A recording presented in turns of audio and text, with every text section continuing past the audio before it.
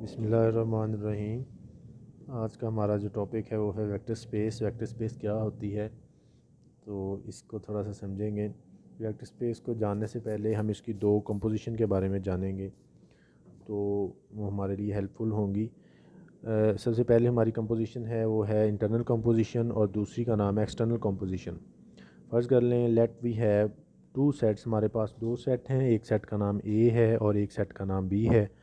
और हम इसको अलजेब्रिक स्ट्रक्चर में यहाँ पे लिखेंगे। पहला अलजेब्रिक स्ट्रक्चर हमारे पास ये है, A comma addition, with respect to addition है अलजेब्रिक स्ट्रक्चर। और दूसरा अलजेब्रिक स्ट्रक्चर हमारे पास बी और एडिशन एंड मल्टीप्लिकेशन, इन दोनों के रिस्पेक्ट में हमारे पास दूसरा अलजेब्रिक स्ट्रक्चर है।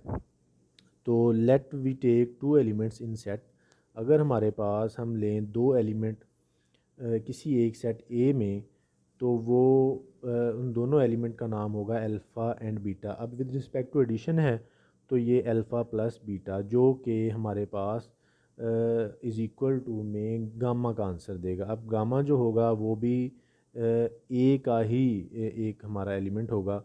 तो where gamma is also the element of A, this set with respect to addition internal composition, then this operation is called internal composition। तो ये देखें कि अब तीसरा जो हमारे पास गामा है वो भी सेट ए का ही एलिमेंट है। तो ये है हमारी internal composition. Now we take a element in set A and alpha element take set B, then we get result of set A, then this operation is called external composition। अब दूसरी composition जिसमें algebraic structure हमारा ये था B, set B और with respect to addition and multiplication. तो यहाँ पे इसकी डेफिनेशन है कि we take a element in set A and, हम कोई भी एक सेट एलिमेंट ए से एक एलिमेंट लेते हैं जिसको हम अल्फ़ा कहते हैं, एंड टेक सेट बी, और सेट बी से हम जनाब then we get result of set A. तो उसका जो रिज़ल्ट आएगा वो सेट ए का ही एलिमेंट होगा। Then this operation is called external composition of that set. तो देखें कि हमने अल्फ़ा जो है वो सेट ए से लिया, और विद रिस्पेक्ट टू मल्टीप्लिकेशन, ये डॉट का मतलब विद रिस्पेक्ट टू मल्टीप्लिकेशन होगा, और हमने इसको किसके साथ मल्टीप्लाई कर दिया, अल्फ़ा के साथ। तो ये जो है आंसर में हमें मिला बीटा आंसर। तो बीटा जो है वो बिलोंग कर रहा है सेट ए को, तो ये बीटा भी सेट ए का ही एलिमेंट होगा। External composition of set A, तो ये जो आंसर हमें मिलेगा ये एक एक्सटर्नल कंपोजिशन होगी। अब देखें डेफिनेशन क्या है वेक्टर स्पेस की, कि वेक्टर स्पेस किसे कहते हैं। तो आइए देखते हैं कि हम वेक्टर स्पेस की डेफिनेशन क्या बनेगी, कि let we be a set whose element are called vector and f be a field whose element are called scalar, then set V is called vector space or linear space or linear vector space over field f if V of f satisfy following condition। अब इसकी definition तो ये होगी कि हमारे पास एक set है जिसका नाम है V, और V सेट जो है उसके एलिमेंट हैं वो उसके वेक्टर्स हैं, और एफ बी या फील्ड, और हमारे पास इसकी जो फील्ड होगी उसको एफ से डिनोट करेंगे, वो एक स्केलर वैल्यूज़ होंगी। तो इन दोनों का जो सेट होगा वो एक वेक्टर स्पेस होगी। अब हमारे पास मुख्तलिफ़ किस्म की स्पेसेस होती हैं, जैसे ये वेक्टर स्पेस है, ऐसे ही लीनियर स्पेस है, लीनियर वेक्टर स्पेस है, और ये सारी फील्ड ओवर फील्ड होंगी, ओवर फील्ड एफ होंगी।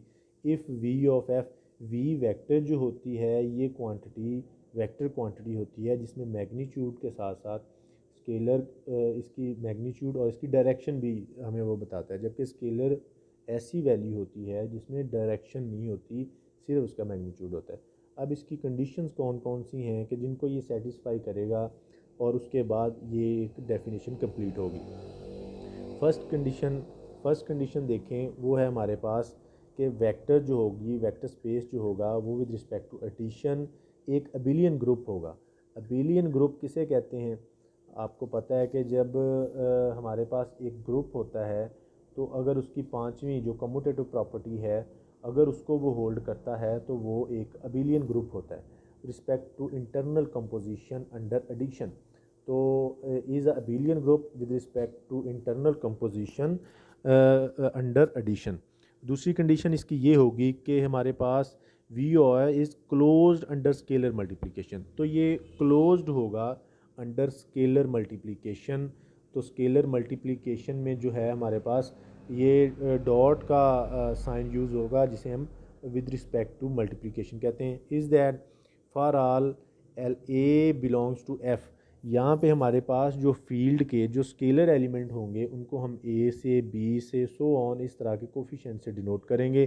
For all alpha belongs to V, और एल्फ़ा बीटा और गामा ये हमारे वेक्टर्स होंगे, तो इनको हम वेक्टर वी से बिलोंग करवाएंगे। तो ये हमारे पास implies that A dot alpha के हमारे पास हमें पता है कि जो वेक्टर स्पेस होती है वो with respect to vector space जो होती है वो वी ऑफ एफ होती है।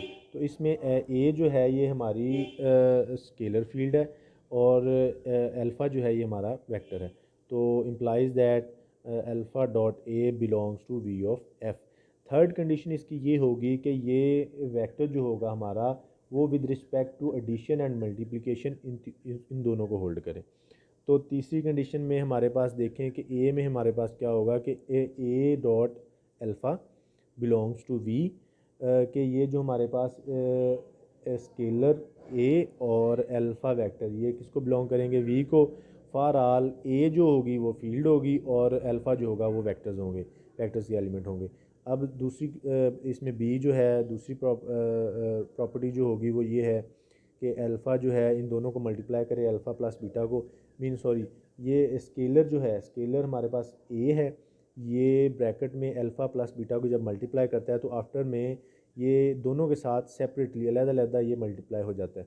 तो इसमें ए और ए जो होगा वो हमारी फील्ड होगी, तो वो बिलोंग करेगा एफ फील्ड को, जबकि इसमें अल्फ़ा और बीटा जो होंगे वो हमारे वेक्टर्स होंगे जो कि वी को बिलोंग करेंगे। तीसरी सी में हमारे पास वो कहता है जी कि ए प्लस बी मीन जो हमारी स्केलर क्वांटिटीज़ होंगी ए प्लस बी वो मल्टीप्लाई हो रही हैं ये अल्फ़ा के साथ, तो अल्फ़ा के साथ सेपरेटली मल्टीप्लाई कर देंगे। तो ये हमारे पास अब हमें पता है ए और बी जो हैं वो एक फील्ड स्केलर्स हैं और अल्फ़ा जो है वो हमारे पास एक वेक्टर का एलिमेंट है। ऐसे ही डी आ गया, डी में ए जो है फील्ड का एलिमेंट है वो मल्टीप्लाई होगा अंदर फील्ड के एलिमेंट और वेक्टर के एलिमेंट के साथ, तो इसको हम ऐसे भी लिख सकते हैं।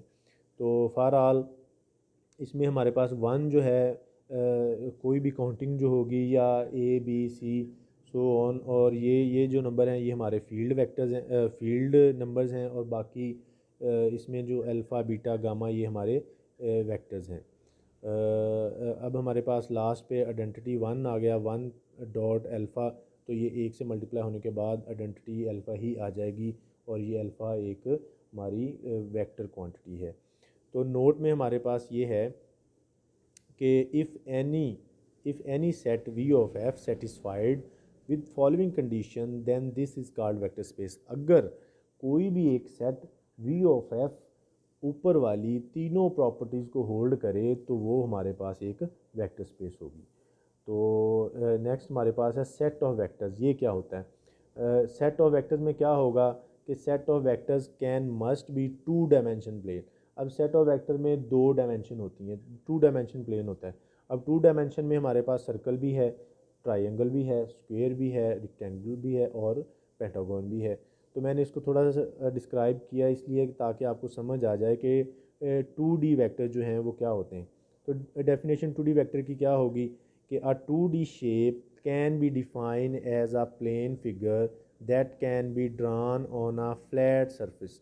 तो बिल्कुल एक जैसी सतह, प्लेन सतह के ऊपर जो ड्रा किया जाए और वो फिगर जो on a flat surface, it has only a two dimension. तो length and width with no thickness और डेप्थ। अगर हम फर्ज कर लें कोई स्क्वायर बनाएं या कोई रेक्टेंगुलर बनाएं या ट्राइंगल बनाएं, तो उसकी अगर हम थिकनेस को काउंट ना करें, उसको निगलेक्ट कर दें, तो two dimension length and width इसकी टू डायमेंशन 2D होगी। एंड टू कोऑर्डिनेट प्लेन, इसमें टू कोऑर्डिनेट प्लेन भी शामिल है। तो इसके बाद डेफिनेशन देखें, the two dimension plane is called the Cartesian plane.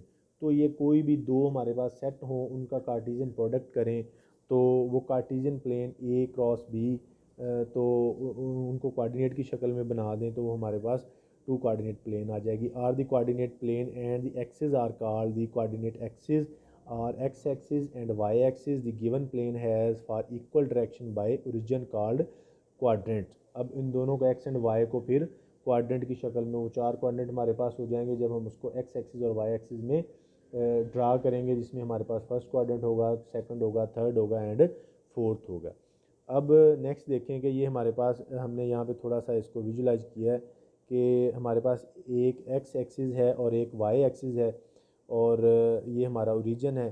तो इधर को अगर जाएंगे तो ये एक्स एक्सिस पॉजिटिव होगा, ये टू कोऑर्डिनेट प्लेन में आ जाएगा। एंड थ्री डायमेंशन स्पेस और nth डायमेंशन स्पेस और any type of space whose element called vector like polynomials functions and so many things else, जो कि वेक्टर स्पेस में आती हैं।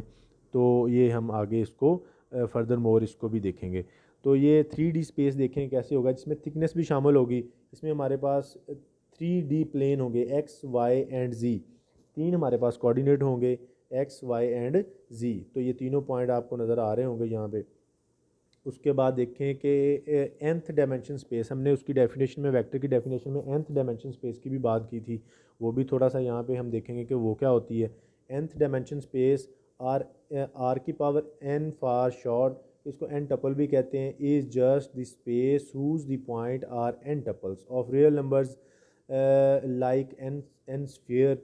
अब आप स्फीयर देखें, उसको n शेप्स में उसको हम कट कर लें या उसको ड्रा कर लें तो वो n sphere, n dimension, Euclidean distance etcetera, इसमें बहुत सारी हमारे पास वो ऑटो कैड में हम इसको देख सकते हैं। अब f क्या चीज़ है कि सेट ऑफ फील्ड क्या होती है। Set of field can must B complex और रियल सेट। ये एक कम्प्लेक्स और रियल सेट होता है जिसे हम f से डिनोट करते हैं। ऊपर हमने v ऑफ f पढ़ा, जिसमें हमने बताया कि f एक स्केलर क्वांटिटी होगी और v जो है वो एक वेक्टर क्वांटिटी होगी। इसकी एग्जांपल में आपको मैं यहाँ पे दिखा रहा हूँ कि एग्जांपल में हमारे पास है कि v equal to R square. तो r टपल में, रियल नंबर के टपल में हम इसको लिख सकते हैं 2 3 4 सो ऑन। तो ये अब अगर पावर 2 है तो दो कोऑर्डिनेट इसमें x एंड y कोऑर्डिनेट इस्तेमाल होंगे, जबकि x y ये किसको बिलोंग करते हैं, कोई भी रियल नंबर होंगे। f is equal to R set of real number. अब इसके इस एग्जांपल को थोड़ा सा सोल्यूशन करते हैं कि देखें कि कैसे हम इसको सॉल्व कर सकते हैं। कि देखें कि आ सेट ऑफ v, हमने पीछे पढ़ा था कि हमारे पास अगर कोई वेक्टर स्पेस होगा तो वो तीन प्रॉपर्टीज़ को होल्ड करेगा, उसके बाद वो हम उसको फाइनली कहेंगे कि ये वेक्टर स्पेस है। तो set of v with respect to addition, तो ये एक अबिलियन ग्रुप है। Let X Y plus A B equal to, अब x a के साथ जमा करेंगे और y b के साथ, तो ये जब दोनों v ऑफ f की शक्ल में चले जाएंगे तो ये हमारे पास एक वेक्टर स्पेस हो जाएगी। अगर फ़र्ज़ कर लें हमारे पास कोऑर्डिनेट 0 0 हैं, स्केलर क्वांटिटी 0 0 हैं, तो हम इसको इसमें जमा करेंगे तो हमारे पास एक्स वाई ही बिलोंग्स टू v हो जाएगा। तो X Y plus minus X minus Y, तो इन दोनों को जब ऐड करेंगे तो ये 0 0, ये भी एक वेक्टर हमारे पास सेट निकल आएगा। Set of v implies X Y belongs to v। इसमें हमारे पास a जो है वो f फील्ड को डिनोट करता है। ये हमारे पास closed with respect to multiplication closed होगा। तो अब अगर इसका नाम a1 रखते हैं और X Y is equal to, अब ये अंदर मल्टीप्लाई होगा a1x a1y, तो ये हमारे पास एक v ऑफ f की शक्ल में चला गया। तो ये किसको बिलोंग करेगा, एक वेक्टर को, वेक्टर स्पेस को बिलोंग करेगा। तो जैसे ये हमने एक और एग्जांपल के तौर पे आपको यहाँ पे बताया हुआ है। नेक्स्ट हमारे पास आगे डिस्ट्रीब्यूशन लॉ, कि वेक्टर स्पेस में डिस्ट्रीब्यूशन लॉ किस तरह होल्ड करती है। तो ये फर्स्ट प्रॉपर्टी है। उसके बाद सेकंड प्रॉपर्टी देखेंगे। फर्स्ट प्रॉपर्टी में देखें कि हमारे पास है जी कि अगर अल्फ़ा मल्टीप्लाई होगा, सॉरी ए जो है एक स्केलर क्वांटिटी है, वो मल्टीप्लाई होगी दो वेक्टर क्वांटिटी जब जमा हो रही है उनमें मल्टीप्लाई करेंगे तो ये किस तरह होगी। अगर हमारे पास अल्फ़ा है तो vector alpha x1 and y1 लेंगे। अगर हमारे पास बीटा है तो वेक्टर इसके एलिमेंट x2 एंड y2 लेंगे। जब अंदर मल्टीप्लाई करेंगे तो ये a अल्फ़ा इससे मल्टीप्लाई होगा और अल्फ़ा इससे मल्टीप्लाई होगा। फिर हम x1 और y1 को अलहदा कर लेंगे। फिर नेक्स्ट टाइम में हम यहाँ से ए कॉमन कर लेंगे, यहाँ से ए कॉमन कर लेंगे, तो ये हमारे पास x1 एंड y1 किसके बराबर होता है, अल्फ़ा के बराबर।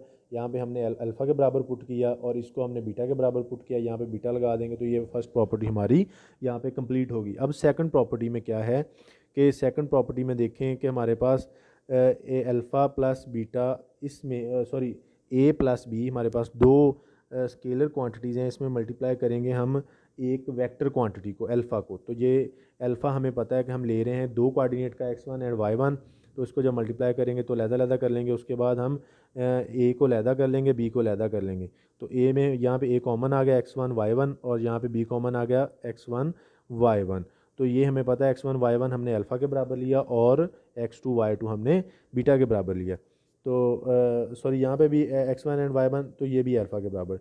तो अगर तीसरी प्रॉपर्टी में हमारे पास ये था कि अगर आइडेंटिटी को हम वेक्टर के साथ मल्टीप्लाई करेंगे, आइडेंटिटी में 1 हमारे पास एक स्केलर फील्ड है, तो इसको मल्टीप्लाई करेंगे तो आंसर में हमारे पास एक वेक्टर स्पेस ही होगी। तो वेक्टर जो है अगर आप देखें कि, या इसको इस तरह कर लें कि हमारे पास एक ए स्केलर फील्ड बाहर मल्टीप्लाई हो रही है अंदर वी ऑफ एफ के साथ, तो इन स्केलर्स को अलहदा कर लेंगे और वेक्टर के एलिमेंट को अलहदा कर लेंगे, तो ये हमारे पास एक स्पेस वेक्टर स्पेस होगी। We can prove another vector space like complex number. तो इसको हम नेक्स्ट इंशाल्लाह देखेंगे कि कम्प्लेक्स में कैसे हम वेक्टर इसको कर सकते हैं। वैसे तो ये थोड़ा सा मैंने एक्सप्लेन किया, आप देखें कि हमें पता है कि कम्प्लेक्स में ए प्लस योटा बी, इसमें ए और बी जो होते हैं वो हमारे रियल नंबर होते हैं, और ये हमारे योटा के साथ जो है ये इमेजिनरी नंबर होगा। तो A B belongs to real number, तो इसमें हमारे मुख्तलिफ़ किस्म के आर के साथ हम इसको हल कर सकते हैं, जैसे R real number N tuple के साथ हम इसको हल कर सकते हैं। तो ये था हमारा आज का लेक्चर, जिसमें हमने वेक्टर स्पेस को कंटिन्यूसली इसकी प्रॉपर्टीज़ के साथ और इसको समझा भी। इसमें हमने वेक्टर के बारे में भी समझा, हमने स्केलर के बारे में भी समझा, हमने उनकी कंपोजिशन के बारे में भी समझा। इंशाल्लाह अगर आपको कोई डाउट हो, कोई मसला, कोई क्वेरीज हो, तो आप मुझे कमेंट सेक्शन में भी बता सकते हैं। तो इंशाल्लाह मिलते हैं नेक्स्ट वीडियो में। Thank you.